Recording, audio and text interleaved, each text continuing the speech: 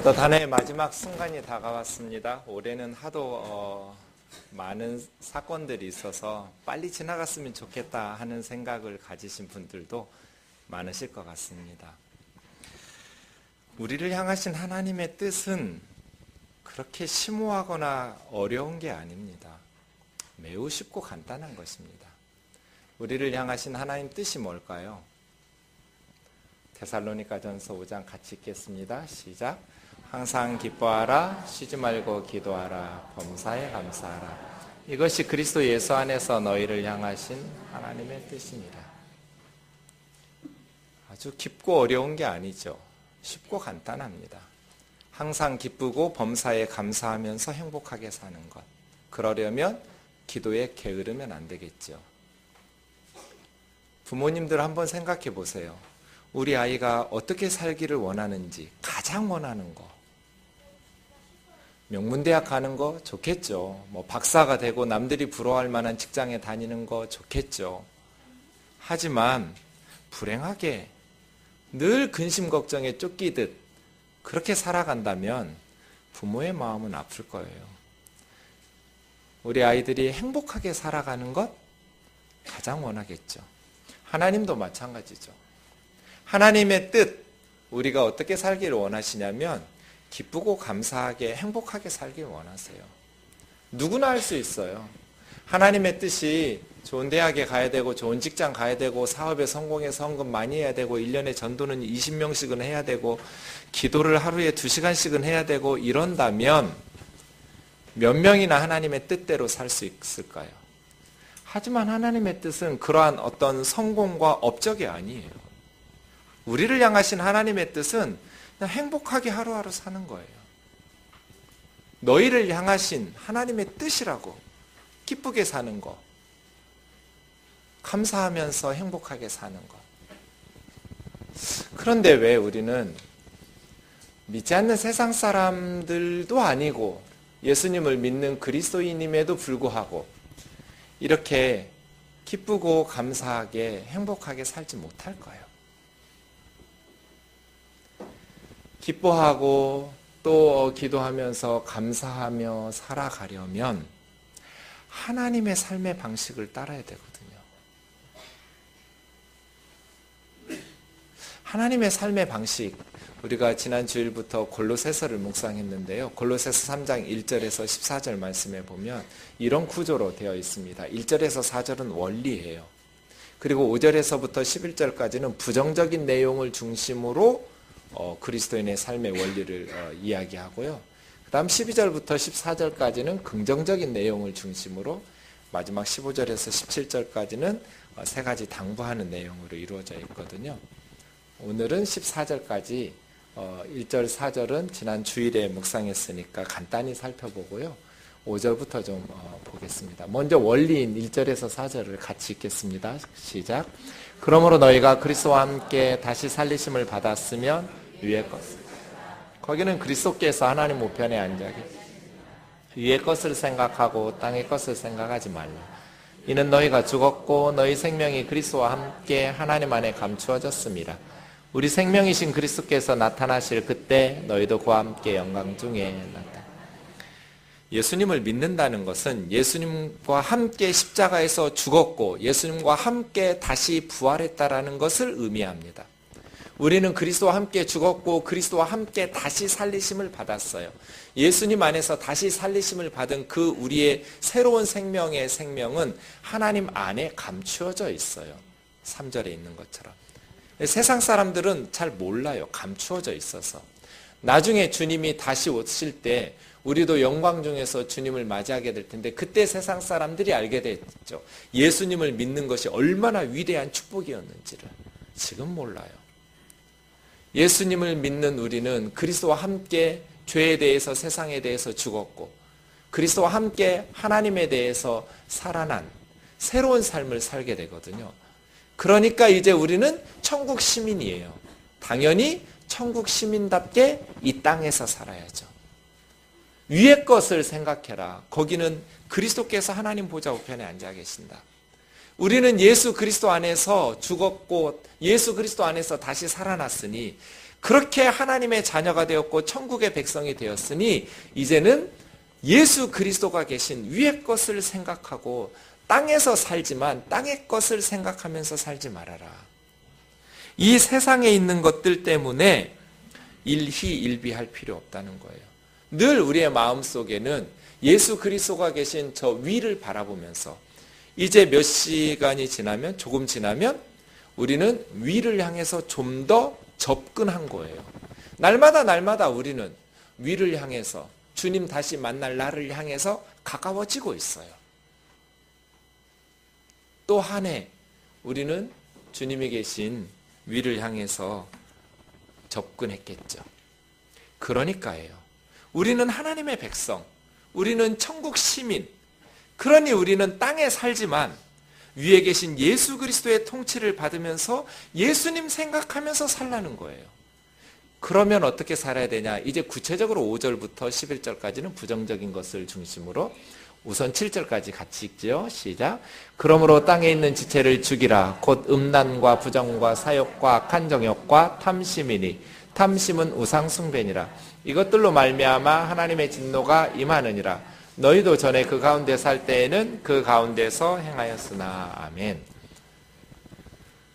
위의 것을 찾으라. 땅의 것을 생각하지 말고 위의 것을 생각하면서 살라고 말씀하시는데 첫 번째가 죽이라예요. 굉장히 험악한 단어를 썼어요. 죽이래요. 천국 백성답게 살려면 죽여라. 왜 이렇게 강한 단어를 선택했을까요? 타협의 여지가 없기 때문이에요. 왜 죽여야 되냐면 죽이지 않으면 우리가 죽기 때문이에요. 암세포는 다 제거해야 돼요. 암세포를 남겨두면 우리가 죽기 때문이에요. 5가지를 말했는데 사실 앞에 나오는 4가지는 다 성적 타락이에요. 음란, 부정, 사욕, 악한 정욕. 그러니까 분류하자면 2가지예요. 성적 타락과 탐심을 죽여야 돼요. 이 2가지를 남겨두면 우리는 절대로 천국 시민답게 살 수가 없어요. 항상 기쁘게 범사에 감사하면서 하나님 안에서 하나님이 주시는 은혜와 축복을 누리면서 살 수가 없어요. 성적으로 타락하고 탐심의 노예가 되면 말이에요. 죽여야 돼요. 왜요? 이로 말미암아 하나님의 진노가 임하느니라. 올 한 해도 유명하다는 목사님들이 줄줄이 무너졌어요. 다 이 2가지예요. 성적인 타락, 그리고 탐욕. 죽이지 않으면 우리가 죽어요. 그래서예요. 새해가 되기 전에 회개하고 성령 안에서 죽여야 돼요. 성적인 타락과 탐심의 마음들을 죽여야 돼요. 죽이지 않으면 내가 죽는다고 생각하셔야 돼요. 저희 아버지가 수십 년 담배를 피우셨어요. 예수님을 믿으면서도 피우셨어요. 중간에 50 넘으셔서 예수님 믿었는데요. 젊어서부터 피우시던 것이어서 그런데 어느 날 뚝 끊으셨어요. 어떻게 그 수십 년 피우시던 담배를 뚝 끊으셨을까요? 의사선생님이 한마디 했어요. 간암이에요. 담배 안 끊으면 죽어요. 그날부터 끊으셨어요. 이렇게 생각하셔야 돼요. 성적인 타락, 탐심. 죽이지 않으면 우리가 죽어요. 그래서예요. 천국 시민의 삶, 위의 것을 생각하고 주님 다시 만날 것을 기억하면서 사는 성도의 삶은 타협하지 않아야 될 2가지예요. 그래서예요. 저와 여러분이 주님 앞에 설 때까지 이 2가지를 죽이고 우리가 살아나기를 원합니다. 어거스틴이 방탕한 사람이었잖아요. 예수님 믿기 전에. 예수님을 믿고 나서 변화되었죠. 술집 여인이 예전에 놀던 자매님이 어거스틴을 알아보고 술집으로 인도했어요. 가자고. 어거스틴 나야 나. 어거스틴이 자꾸 모른 척하고 그냥 자기 갈 길을 가려고 하는데 이 여인이 계속해서 왜 이래? 나 몰라? 그래서 어거스틴이 그랬대요. 너는 너지만 나는 내가 아니다.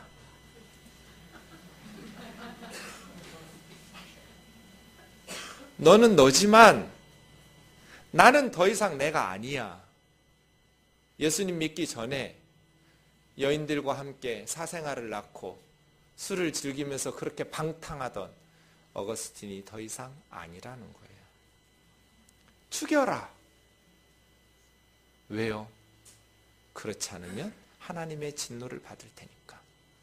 행복하게 살고 싶으면 행복한 가정, 행복한 교회, 행복한 나라, 행복한 하나님이 복을 주시는 삶을 살고 싶으면 죽일 것은 죽여야 돼요. 죽이지 못하면 어떻게 돼요? 빌립보서 3장 17절부터요. 형제들아 너희는 함께 나를 본받으라. 바울이 자기를 본받으래요. 빌립보 성도들에게. 그러면서 나같이 교회 지도하는 선교사나 목회자들을 눈여겨 살펴보래요. 왜냐하면 예전에도 말했지만 지금도 눈물을 흘리면서 말하는데 많은 교회 지도자들이 그리스도의 십자가의 원수로 행하고 있어요. 진리를 말해요. 십자가를 말하는데 진리를 행하지 않아요. 반대로 십자가의 원수처럼 행해요. 십자가는 뭐예요? 남을 살리기 위해서 내가 죽는 거예요. 십자가의 원수는 뭐예요? 자기가 살려고 남을 죽이는 거예요. 십자가는 뭐예요? 자기 주머니를 비워서 가난한 사람들을 채우는 거예요. 십자가의 원수는 뭐예요? 자기 주머니를 채우기 위해서 가난한 사람들의 주머니를 털어내는 거예요. 그게 십자가의 원수예요. 이 사람들 왜 이렇게 살았을까요? 교회 지도자들인데, 선교사인데, 목회자인데 왜 성도들을 이끄는 리더들이 십자가의 원수가 되었을까요? 바울의 눈에서 눈물을 쏙 빼놓게 가슴을 치면서 탄식하게 만들었을까요? 그 다음 그들의 마침은 멸망이요 그들의 섬기는 신은 하나님이 아니라 자기 배고 땅의 일을 생각하면서 부끄러운 것을 영광으로 여기는 땅의 일을 생각하기 때문이에요. 주님 만날 것을 생각한다면 십자가의 원수처럼 살지 않았을 거예요. 탐욕이에요. 성적인 타락이에요. 그래서 십자가의 원수가 되었어요. 사랑하는 형제 자매 여러분, 우리의 시민권은 하늘에 있어요. 우리는 주님이 다시 오실 것을 기다리고 있어요. 언젠가 곧 주님을 만날 거예요. 어쩌면 1년 후 송구영신 예배에 지금 함께 예배하는 우리 형제 자매들 중에 이 자리에 없을 형제 자매들도 있을 거예요. 저는 매년 장례식을 인도해요. 오늘 또 장례식장에 다녀왔어요. 지난 주일까지 함께 이곳에서 예배했었는데 천국에 가셔요. 날마다 우리는 주님을 바라보면서 살아야 돼요. 이 땅에서 천년만년 사는 게 아니에요. 그러니 죽일 건 죽여야 돼요. 성적인 타락과 탐심 말이에요. 천국 시민답게 살아가기 위해서 탐심을 버리라는 거예요. 그냥 열심히 사시면 돼요. 열심히 살았는데 돈이 잘 안 벌리잖아요? 그럼 어떻게 생각하시면 되냐면 내가 열심히 일해서 번 돈을 누군가가 누리고 있겠구나 라고 기뻐하시면 돼요. 그거 슬퍼할 일 아니에요. 집이 하나밖에 없어요? 사람은 둘이에요. 한 사람은 교회 다니고 한 사람은 절에 다녀요. 그 집 누가 살아야 돼요?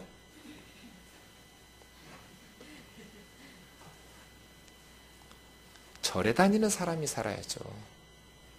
왜요?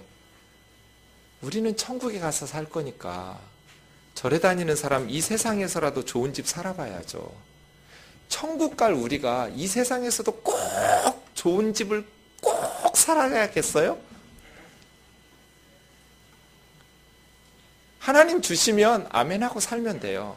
근데 안 주시면 더 아멘하고 살면 돼요. 하나님이 나를 되게 믿음 좋게 보셨구나. 이렇게 가난해도 나는 믿음 잘하고 하나님 사랑하고 기쁘고 범사에 감사하면서 살 줄로 나를 믿어주셨으니 어려운 중에도 항상 기뻐하고 범사에 감사하면서 살아야지. 이렇게 사시면 돼요. 아멘?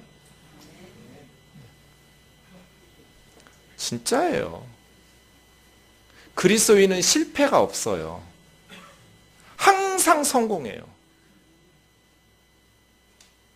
처음에 이 건물로 이사 왔을 때 우리 아이들이 와 하고 바로 길 건너 학교 운동장에 있잖아요. 너무 좋다고 초등학생들이 주일마다 저 데리고 가서 축구했어요. 목사님 축구하러 가요. 그래서 제가 거의 매주 초등학교 아이들, 유치원 아이들하고 축구를 했어요. 축구 첫 한 날 아이들이 막 울었어요. 진 아이들이. 막 분해가지고 그래가지고 제가 너무 당황을 해서 마음속으로 원래는 그런 계획이 없었는데 두 줄로 세웠어요. 축구 끝나면 서로 인사해야 돼. 너희들 TV에서 봤지? 인사 두 줄로 딱 세워놓고 진 팀 만세, 이긴 팀 박수 그랬어요. 그랬더니 예상했던 문제 제기가 목사님 이긴 팀이 만세하고 진 팀이 박수해야죠. 아니야. 이 아이들이 너희들에게 승리의 기쁨을 줬으니까 만세를 부르고 니들이 고맙다고 박수를 해야지. 아, 애들은 또 얼마나 순진해요? 가르쳐 주는데. 그 다음부터 우는 게 없어졌어요. 언제나 축구가 끝나면 두 줄로 서서 진 팀은 웃으면서 만세 부르고 이긴 팀은 박수 쳐주고. 아이들이 먼저 와서 물어요. 목사님, 저 친구들에게 승리의 기쁨을 줬으니까 우리도 잘한 거죠. 잘했어.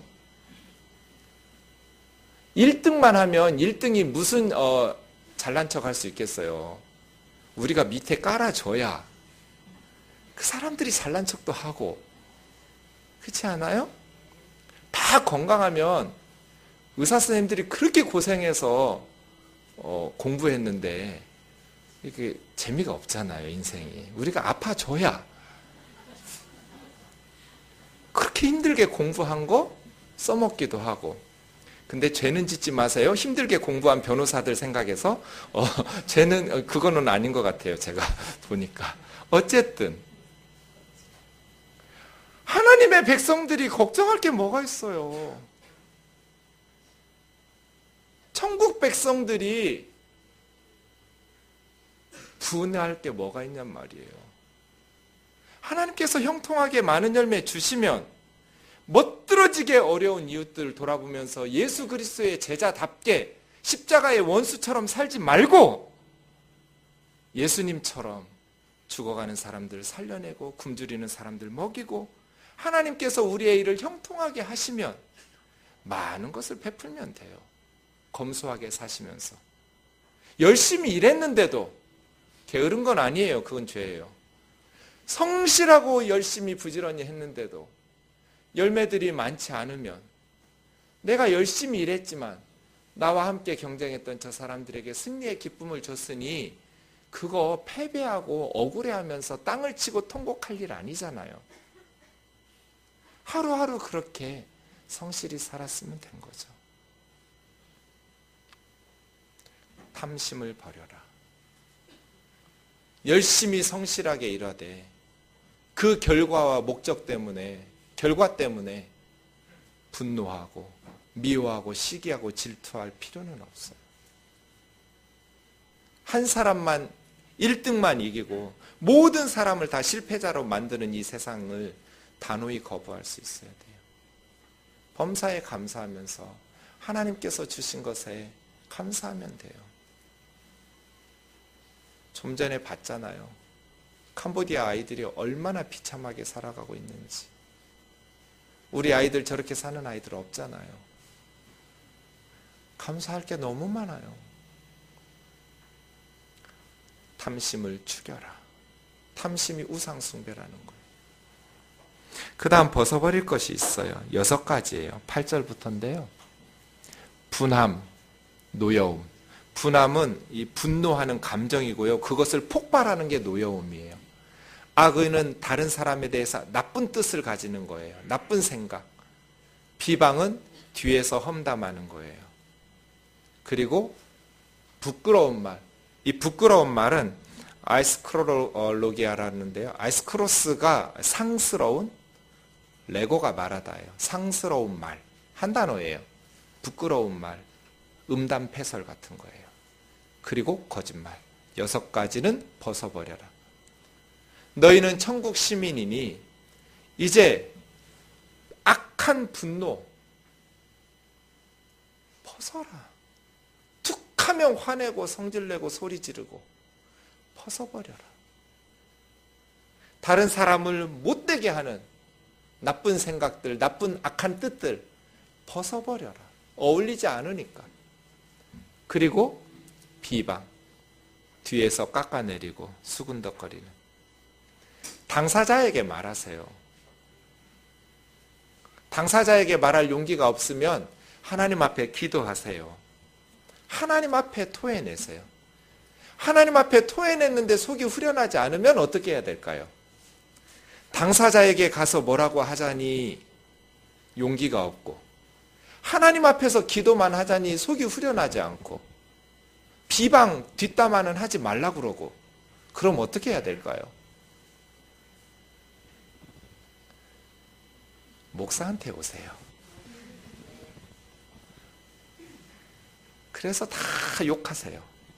그러면 제가 추임새를 잘 맞추면서 신나게 욕할 수 있도록 같이 욕해 드릴 테니까. 그리고 나서 푸세요. 그런 분들 많아요, 사실은.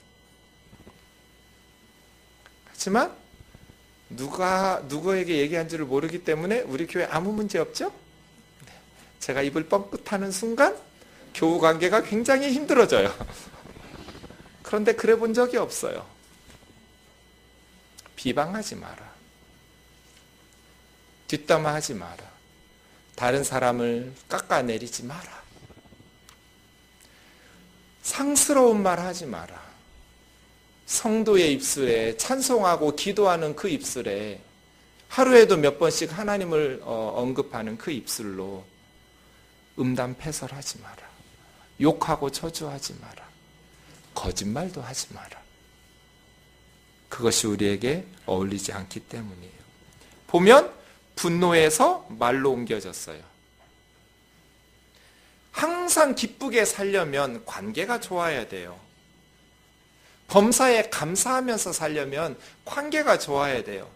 관계가 좋으려면 화내면 안 돼요. 툭 하면 분노하고 폭발하는, 어떻게 행복할 수 있겠어요, 그 가정이. 그리고 입을 조심해야 돼요. 말. 상스러운 말 아무렇게나 내뱉어내고, 입만 열면 거짓말하고, 뒤에서 깎아내리고 험담하고. 목사 앞에서 자기 아내를 깎아내리는 사람이 있어요. 정말 그냥 입을 그냥 꽉 깨매주고 싶어요.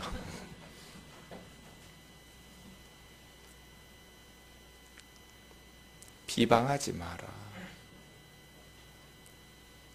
그래야 행복할 수 있어요. 우리가 성숙하게 관계를 발전시켜야만 기쁘게 살 수 있어요.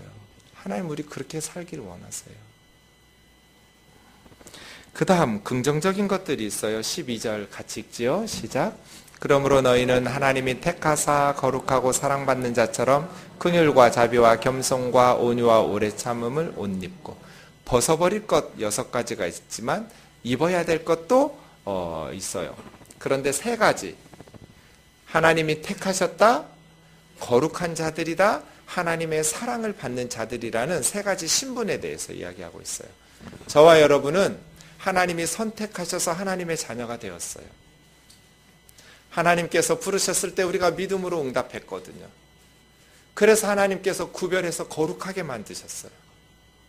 그리고 하나님이 우리를 사랑하셨어요. 하나님이 택하사 거룩하고 사랑하는 성도인이 그렇게 살라는 거예요. 첫 번째 입어야 될 옷은 뭐예요? 긍휼, 5가지 옷인데요. 긍휼은 불쌍히 여기는 마음이에요. 고생하고 있는 사람들을 보면 불쌍히 여기는 마음. 두 번째는요, 자비. 자비는 친절한 것. 너그러움. 세 번째는요, 겸손. 겸손은 자기를 낮추는 거예요.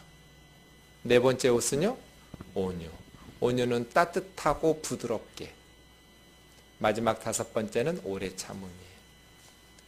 가만 보면 이게 다 예수님이에요. 예수님의 옷을 입으라는 거예요. 예수님처럼 예수님을 본받아 예수님을 닮으라는 거예요. 불쌍한 사람을 보면 예수님처럼 긍휼히 여기는 마음을 가지고 다른 사람들에 대해서 친절하고 너그럽고 또 겸손하게 자신을 낮추고 따뜻하고 부드럽게 그리고 오래 참는 사랑의 첫 번째가 오래 참음이거든요. 이렇게 옷을 입으라는 거예요. 우리는 천국 백성이니까 분내는 거, 화내는 거, 악한 계획하고 생각하는 거, 남을 헐뜯고 비방하는 거, 음담패설하고 거짓말하는 옷들은 벗어버리고 이제는 예수님처럼 긍휼과 자비와 겸손과 온유와 오래 참음의 옷을 입자. 더 있어요. 그 다음 13절이요. 시작. 누가 누구에게 불만이 있거든 서로 용납하여 피차 용서하되 주께서 너희를 용서하신 것 같이 너희도 그리하고 이 모든 것 위에 사랑을 더하라. 이는 온전하게 매는 띠니라. 불만이 있거든 있을까요? 없을까요? 있습니다. 뜨인들교회에 불만이 있을까요? 없을까요? 있습니다. 다양한 사람들이 모여요. 어떻게 불만과 불평이 없겠어요? 전 너무너무 허물이 많은 사람이에요. 곱게 자라가지고 철이 없어요. 목사가 철이 없으니 불만이 얼마나 많이 생기겠어요, 교우님들이. 그렇죠? 이럴 때 대답하면 위험한 거 아시죠? 뒤끝도 있어요, 저는. 오래 가요, 뒤끝도. 불만 있죠. 왜 불만과 불평이 없겠어요? 신앙생활 하는데. 있어요. 분명히 있어요. 골로새 교회도 있어요. 있거든. 불평할 일이 생기거든. 불만스러운 일이 생기거든. 마찰과 트러블이 생기거든. 두 가지. 서로 용납. 용납이라고 번역한 단어는 참으라는 거예요. 참아라. 두 번째는 용서. 용서는 허물을 덮어주는 것이죠. 그런데 어떻게 가능해요? 예수님을 생각해서예요. 예수님이 우리를 용서하신 것처럼. 이거 쉬울까요? 어려울까요? 어려워요. 용서는 언제나 어려워요. 저를 너무너무 힘들게 했던 사람이 있어요. 한 10년 가더라고요, 용서하는데. 제가 거의 날마다 기도했던 것 같아요. 이를 악물고 용서하려고 하니까 한 10년쯤 걸리는 것 같아요. 용서한 것 같았는데 다시 올라오고 용서한 것 같았는데 다시 올라오고 불만이 있거든. 마찰이 생기거든. 참아라. 그리고 용서해라. 예수님이 우리를 용서한 것처럼 이 모든 것 위에 사랑을 더해라. 사랑은 온전하게 매는 띠니라. 이렇게 말씀하십니다. 그렇습니다. 유대인들이 입는 옷에는 띠로 묶어야 돼요. 그래야 흘러내리지 않고 제자리에서 제 역할들을 그래서 활동할 수가 있지요. 모든 것, 자비, 긍휼, 겸손, 온유, 오래 참음, 용서, 이 모든 것들이 사랑을 더해야 돼요. 사랑이 더해지지 않으면 제 역할을 할 수가 없어요. 사랑이 있어야만 온전하게 매는 띠라고 말씀하셔요. 교회는 사랑하는 법을 배우는 곳. 예배는 하나님 사랑을 배우고 고백하는 것. 교제는 이웃 사랑을 배우고 교제하는 것. 선교와 구제와 봉사는 그 사랑을 확대시키는 것. 다 사랑이에요. 사랑이 없는 예배, 사랑이 없는 성가대의 찬송, 사랑이 없는 교제, 사랑이 없는 설교, 아무짝에 쓸모없어요. 저와 여러분의 가정이 우리가 행하는 모든 일들 위에 사랑이 더해지기를 주의 이름으로 축원합니다. 우리 아이들은 올바른 소리로 변하지 않아요. 사랑하는 사람의 말을 듣고 변해요. 제가 22년 동안 목회하면서 깨달았어요. 성도들은 좋은 설교를 통해서 절대로 변하지 않는다. 제가 청년들 섬기면서 좋은 설교를 통해서 변하는 게 아니라 자기를 사랑해주는 사람의 설교를 통해서 변해요. 전도사님이 자기를 사랑한다라는 것을 알면 그 말을 귀담아 듣고 변해요. 옳은 소리로 아이들이 변하지는 않아요. 그거 잔소리예요. 나를 사랑하는 사람이 나를 위해서 하는 말을 듣고 변하는 거예요. 사랑이 없으면 아무것도 아니에요. 고린도전서 13장 우리 잘 알잖아요. 천사의 말, 방언, 사랑이 없으면 그 시끄러운 소음이에요. 꽹과리하고 다를 바가 없어요. 엄청난 능력이 있어요. 모든 비밀을 아는 지식도 있어요. 산을 옮길 만한 믿음도 있어요. 사랑이 없으면 아무것도 아니에요. 대단해 보여요. 그런데 아무것도 아니래요. 내가 가진 모든 것으로 구제하고 내 몸을 불사르는 데 내어줄지라도 사랑이 없으면 아무 유익이 없대요. 엄청난 것처럼 보이기 때문에 속겠지만 사도 바울은 사랑이 없으면 아무것도 아니라고 말해요. 방언과 은사, 사랑이 없으면 소음이에요. 아무것도 아니에요. 엄청난 지식과 능력과 믿음, 사랑이 없으면 아무것도 아니에요. 구제와 섬김도 사랑이 없으면 아무런 유익이 없어요. 우리의 기도와 방언을 의미 있게 만드는 것이 사랑이에요. 우리의 믿음과 지식과 은사를 유익하게 만드는 게 사랑이에요. 우리의 구제와 섬김을 유익하게 만드는 것이 사랑이에요. 의미 있게 만드는 것이 사랑이에요. 사랑이 없는 은사와 능력과 지식은 스스로를 교만하게 하고 싸움박질만 하게 만들어요. 사랑이 없는 구제와 섬김은 부담스럽고 고추장스러워요. 사랑이 없는 모든 것은 아무 유익이 없어요. 그래서예요. 사랑하는 형제 자매 여러분, 저와 여러분이 새해에는 이렇게 살기를 원합니다. 고린도전서 16장 14절 시작. 너희 모든 일을 사랑으로 행하라. 밥을 하든지 설거지를 하든지 청소를 하든지 집에서든지 공부를 하든지 설교를 하든지 기도를 하든지 회사에서든지 교회에서든지 모든 일을 사랑으로 행하라. 사랑으로 행하지 않는 모든 것은 무익해요. 아무짝에 쓸모없어요. 모든 일을 사랑으로 행하는 새해가 되기를 주의 이름으로 축원합니다. 말씀을 정리하고 마치겠습니다. 우리의 인생에 적당함과 탁월함이 있습니다. 살아가는데 꼭 필요한 것들, 그런데 중요하지 않은 것들은 적당하면 됩니다. 그런데 정말 중요한 것은 탁월해야 됩니다. 저는 차를 즐겨 마시지 않습니다. 그래서 가끔 사람을 만날 일이 있어서 카페에 가면 그냥 적당하면 돼요. 위가 약하니까 주스나 탄산수, 물을 주로 먹어요. 뭐 아무거나 상관없어요. 속 쓰리지만 않은 그냥 자극 없는 거면 돼요. 적당하면 돼요. 그런데 위가 약하니까 위장약을 먹을 때 저는 적당하게 먹지 않아요. 가장 탁월한 약을 먹어요. 적당해도 되는 것들이 있어요. 그런데 탁월해야 되는 것들이 있어요. 인생에도 그런 것 같아요. 먹는 거, 입는 거 적당하면 돼요. 그런데 탁월해야 될 것들이 있어요. 사랑하는 것. 배우자가 사랑을 발전시키는 것. 부모와 자녀들 사이에 사랑을 발전시키는 것.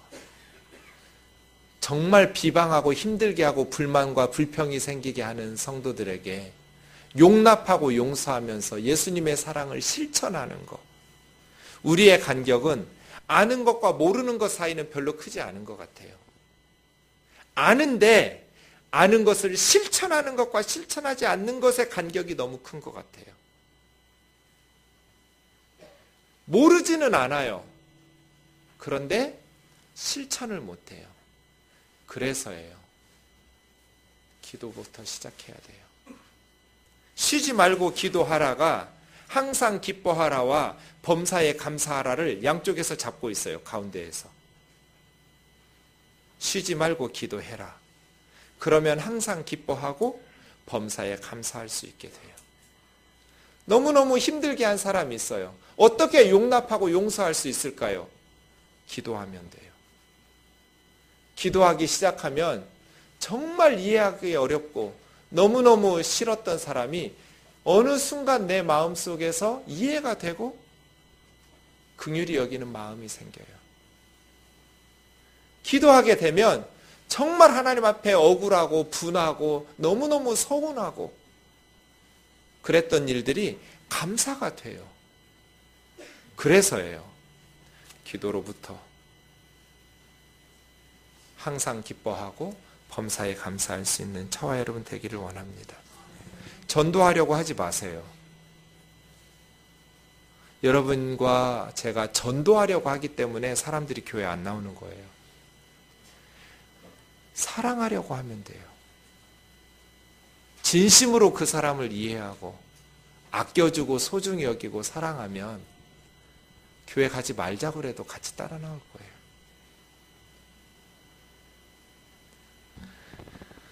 우리 같이 읽죠. 우리는 시작. 우리는 하나님과 이웃을 더 잘 사랑하는 법을 배우기 위해서 이곳에 모였습니다. 적당해야 될 것, 그러나 탁월해야 될 것.